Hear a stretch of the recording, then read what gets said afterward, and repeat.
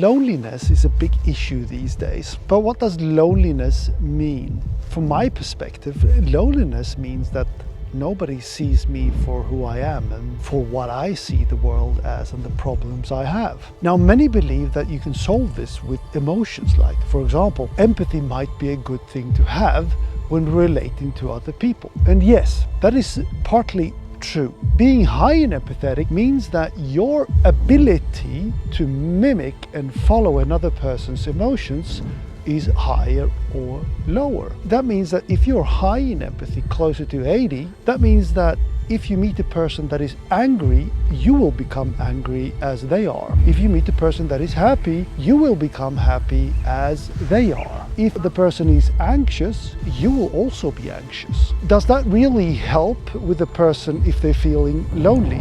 Would that help me to feel less lonely if someone was angry, if I was angry, or if someone got anxiety if I had anxiety because I was lonely? No, it would not.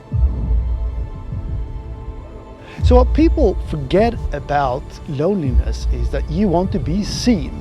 How are you seen?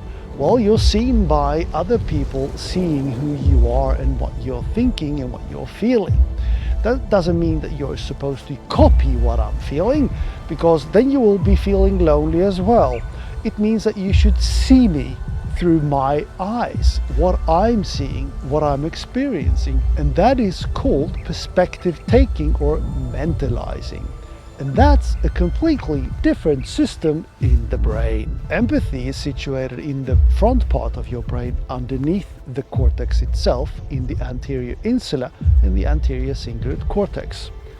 But perspective taking or mentalizing, seeing things from another person's point of view, which you can't really do, but you can sort of imagine that, and as a help to understanding another person, that sits in the PTJ, or the parietal temporal junction, in the back of your head, in the sulci between the parietal lobe and the temporal lobe on your side of your brain.